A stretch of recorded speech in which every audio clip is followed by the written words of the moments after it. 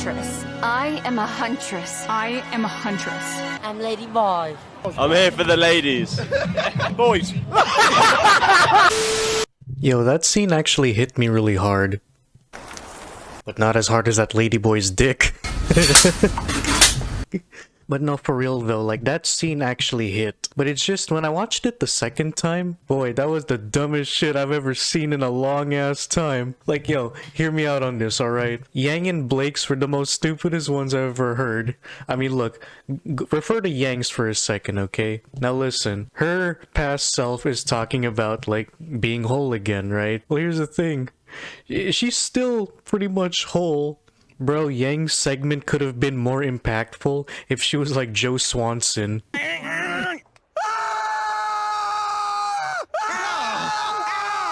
But that would have more of an impact. Or like, let's say like they went even darker. Like she lost her legs and then they attached her torso to her motorcycle.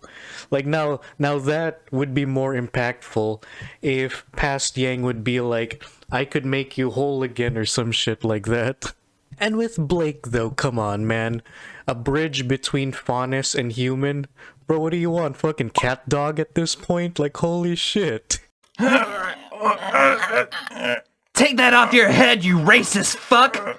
Weiss makes the most sense out of all of them, so I'm gonna give that a pass actually. But with RWBY though, okay fine. I'm gonna be a little serious here because this is about depression, okay? I myself, I have had this for a long time and I still currently go through this. So whatever y'all see, like with how RWBY feels with her depression, that's like exactly what I'm going through right now actually. I know, right? Nothing hits so hard when someone asks you a question like, what are you? Or what do you want to be? You know, like those two questions, bro, I can't even like answer that. Like maybe if you asked me back when I was younger, like I would tell you, but trust me telling you now, I can't tell you jack diddly shit. I feel for RWBY, alright? Like, bro, I get like she's questioning about being a huntress and like, you know, she's doubting herself and everybody's dying. Yeah, trust me, I know that process. No, you know it's the worst thing. Imagine like you're having depression and you're the leader of your team, but your teammates are actually doing so much better than you. Like they found themselves, and hell, even your sister's trying to get some cat dog pussy while you're suffering from depression. like holy shit. Like how much more shit can she fucking take from all this shit? But no though, on a real note though, like RWBY, dude, her teammates really gotta check in with her, bro. Like you ain't gotta stop getting that pussy, and fucking Weiss gotta start paying attention. I don't fucking know, but like look, I feel like RWBY's gonna snap, and once she finds her weapon, she goes start blasting and shit. Anyway, I started blasting. Bang!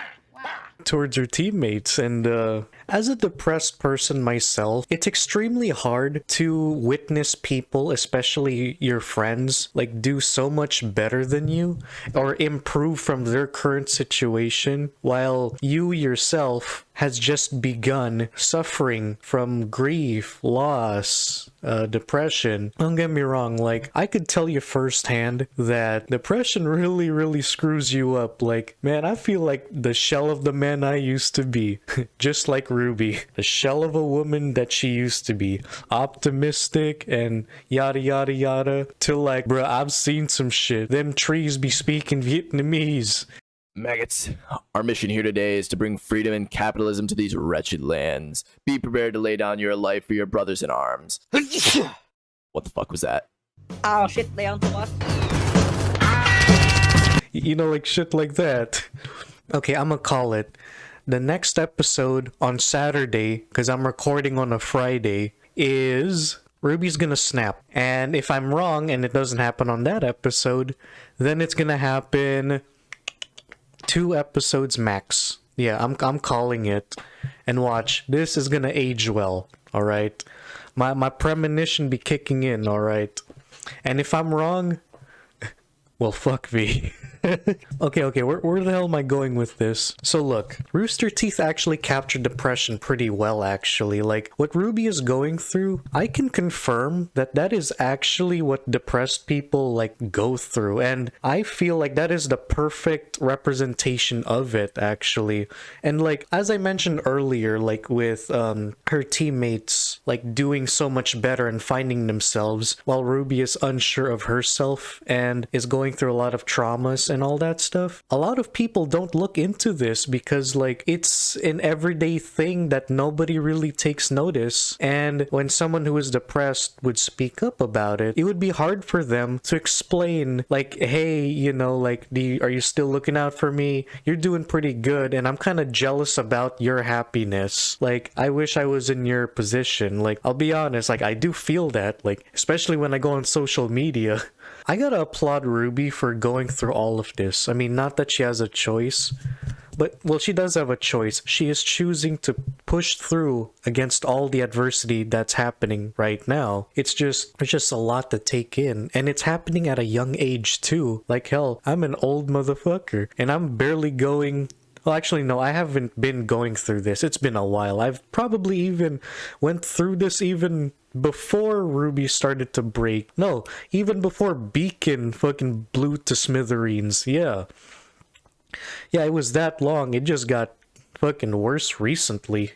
I have to applaud Ruby for being so tough, like, emotionally. Like, I know she's trying to look for herself, and she's trying to figure out who she is, figure out what her purpose is, and what makes a good leader. You know, those are questions that are not easy to answer. And, you know, like, when I saw Ruby's, like, Mindscape segment, kind of hit me, like, really hard, like, where, because I don't even know who I am. You know, it's like Ruby's identity and everything, and losing her weapon, especially that. Crescent Rose was a part of her identity, and when you take away Crescent Rose, then who is Ruby? Ruby could tell you that she's a huntress, but is she even sure of those words anymore? I mean, we've all seen it, like, a couple episodes ago, or sorry, last episode ago.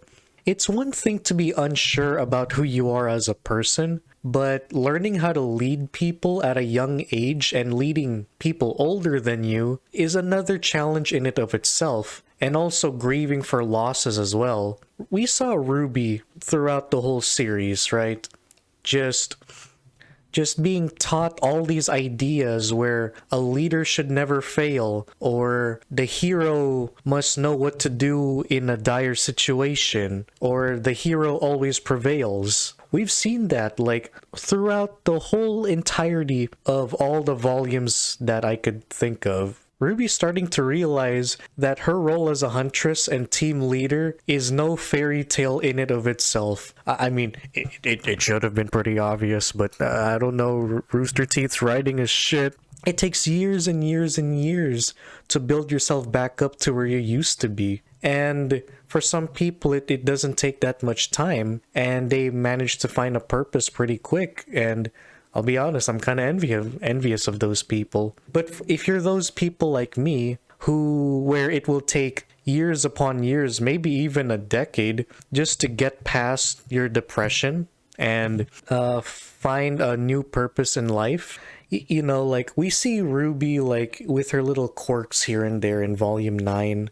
But those are just, you know, like, temporary, you know? But what happens when you're idle and you're not doing anything and nobody's really talking to you? Then that's where the depression seeps back in again. And, you know, let's be real here. Like, Team RWBY has made a shit ton of mistakes, especially in fucking Atlas. Don't even get me started with that shit. But now, since RWBY is not in a good mental state, this makes everything a lot more worse. And at least Blake and Yang and Weiss, I think they know, like, kind of what to do-ish, because they're all in a fairy tale, right? And they all, like, read that fucking book, and it seems to align with, like, a lot of, like, what they read. So at least in that regard, at least RWBY has some guidance, you know? She may be the one leading them, but she's not perfectly fit right now to lead, if that makes any sense. Telling Ruby to get rid of her depression is like having a baby drive for the first time. Yeah, it's gonna get to it eventually, but it's gonna take years and years of development just to learn how to drive. And even when you get past that, where the baby knows how to drive, well, baby slash person, yeah, where that person knows how to drive, he or she will also make mistakes along the way and then possibly even crash or have an accident maybe once or twice in their life. So it's not completely perfect, you know? Honestly, her teammates, not only do they have to look out for her, especially since she's the team leader for Christ's sake, but all three of them need to go to RWBY and they gotta try to comfort her as much as they can. And also with RWBY, she has to stop pretending that she knows what she's doing, alright? She may be the leader, but she has to be open with her, like how she feels, you know? Because part of being a good team leader is transparency. Whatever you feel is wrong or right, you have to make sure your teammates know about it. And I know it's very difficult, even when you're not depressed and you just have social anxiety in general, it's still pretty difficult. Like, expressing your emotions can be very difficult, especially towards people who are the type where they're all like, oh my god, don't trauma dump on me, or like, oh, just get over it, oh, stop being a pussy. It's not easy to talk to people like that, you know, especially if you're like leading them, like those types of people. I'm not saying that Weiss, Yang, and Blake are like that. No, they're very caring. It's just, you know, Yang and Blake gotta like stop doing some naughty shit. RWBY does need help, okay? Her teammates need to actually step up emotionally in order to help her. And now, I know they can't solve every problem RWBY has mentally, but RWBY needs to know that they have her back. And I think one of the things that RWBY feels is like doubt in her leadership. And so what Weiss, Blake, and Yang could do would be like to reassure her that she is a good leader and that it's okay to make these mistakes. I think RWBY needs that reassurance and also that care and trust that they have her back regardless of anything. If RWBY ever makes a decision, then the team, whether it's good or bad, they should all just come together whenever they make a decision, and they should decide whether it's good or bad. I do believe that Weiss, Blake, and Yang have, begun to realize that they have been making a ton of mistakes throughout their journey. I think they're learning from it. RWBY, not so much. I mean, I'm not saying she's dumb, but she's not in a good mental state to kind of reflect upon mistakes, right? She could only think about losing Penny or losing everyone and finally grieving about her mom for some reason. Yeah, reassurance and trust from her teammates, even though they do give it to her. I mean, we know this, but RWBY doesn't really feel it, you know? And I kind of know this too, like, I've had friends and even a few close friends of 10 years, and though I've known them for a very long time, I just automatically just had this distrust. I had this distrust, hatred, jealousy, anger towards them when it was undeserved, and it was completely all on me because of my envy or jealousy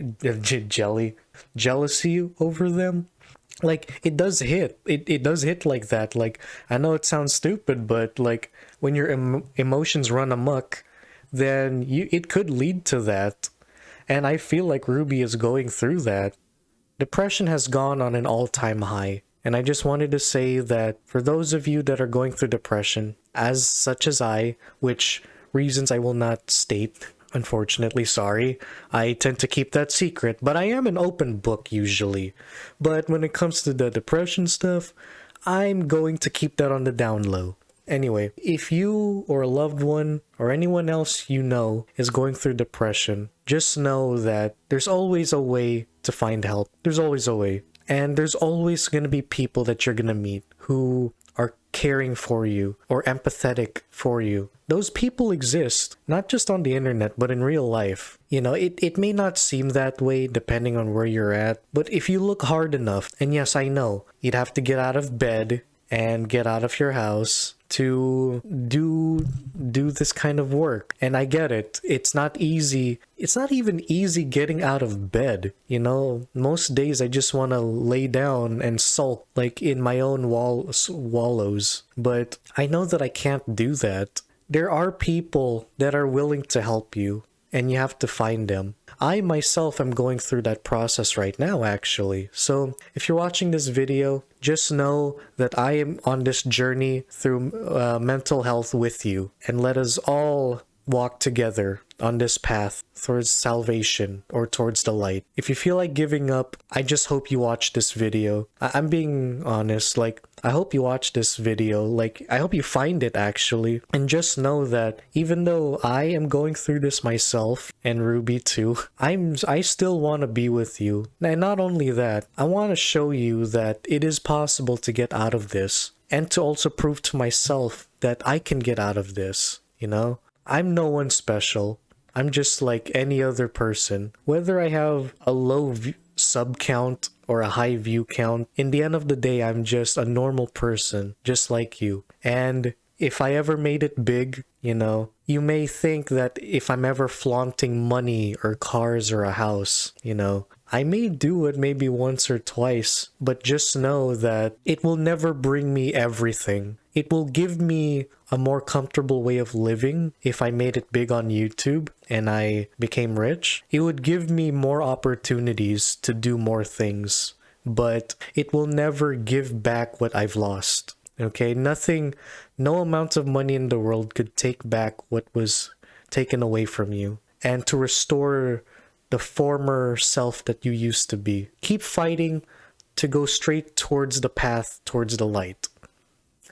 Man, what kind of English was that? But no, really though. Just keep fighting. Just to even take a few steps forward. That's already good enough. You're doing well just getting out of your bed. And getting out of your house. Now that's another big step too. And getting into your car and driving like on a freeway like far away. A third milestone that you should really commemorate yourself for. I know these are just small things to most people, but when you're depressed, it's like a big deal, you know? Like, keep on fighting, guys. RWBY's going through a hard time, but she's going through this. Just like us going through a dying series like RWBY. And as much as I hate to say it, I know it's dying, okay? It wasn't what it used to be back in 2017 when I discovered this anime myself. But yeah, guys, take care. Remember, keep fighting, alright? I'll be here for you. I'll make sure that I make you laugh at least once a week. Trust me, I'm here for you guys, okay? And if I ever fall off or if I ever lose my way, you tell me now. And I'm not cutting this out from the video. Y'all better fucking time capsule this shit. Like this segment right here. If I ever lose my way, you tell me. You have permission to cancel me, to make fun of me, to roast me, anything to get my attention, to get me back to a humbled me where I focused more on my audience than the fame and the clout. But anyways, guys, I'll see you all in a bit. Peace. We'll be right